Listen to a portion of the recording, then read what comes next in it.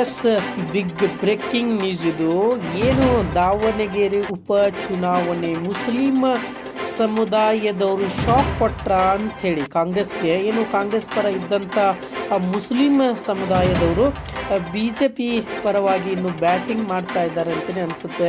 ಯಾಕೆಂದರೆ ಈ ಹಿಂದೆ ಸ್ವಲ್ಪ ಒಂದು 2-3 ದಿನದಿಂದನೇ ಬಿ ಜೆ ಪಿ ಅಲ್ಲಿನ ಭಾಳ ಒಂದು ಗೊಂದಲವಿತ್ತು. ಆದರೆ ಟಿಕೆಟ್ ವಿಚಾರದಲ್ಲಿ ಎಲ್ಲೋ ಒಂದು ಕಡೆ ಕಾಂಗ್ರೆಸ್ ಎಡವಿತಾ ಅಂಥೇಳಿ.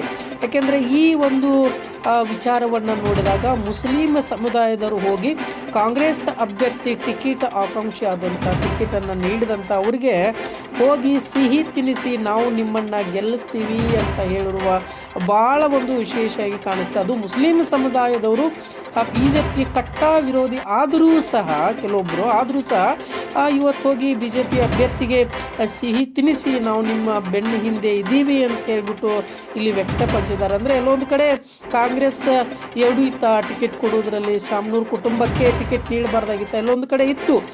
ಜಮೀರ್ ಅಹ್ಮದ್ ಅವರು ಕೂಡ ಫೈಟ್ ಮಾಡ್ತಾ ಇದ್ದರು, ಇಲ್ಲ ನಮಗೆ ಅಲ್ಪಸಂಖ್ಯಾತರಿಗೆ ಆ ಟಿಕೆಟನ್ನು ನೀವು ನೀಡಬೇಕಂತ ಇತ್ತು. ಆದರೆ ಹೈಕಮಾಂಡು ಕೂಡ ಅದರ ಮೇಲೆ ತುಂಬ ಒಲವು ತೋರಿಸ್ತಾ ಇದ್ದಾರೆ ಅಂದಾಗ ಎಲ್ಲೊಂದು ಕಡೆ ಶಾಮನೂರು ಕುಟುಂಬಕ್ಕೆ ಟಿಕೆಟ್ ನೀಡಿರೋ ಹಿನ್ನೆಲೆಯಲ್ಲಿ ಬಿ ಜೆ ಪಿಗೆ ಒಂದು ಕಡೆ ಗೆಲುವು ಅನಿಸೋ ರೀತಿ ಆಯ್ತಾ ಅನ್ನೋ ಒಂದು ವಿಚಾರವನ್ನು ಕೂಡ ನಾವು ವ್ಯಕ್ತಪಡಿಸ್ತಾ ಇದ್ದೀವಿ. ತಾವೆಲ್ಲ ದೃಶ್ಯದಲ್ಲಿ ನೋಡ್ತಾ ಇದ್ದೀರಿ.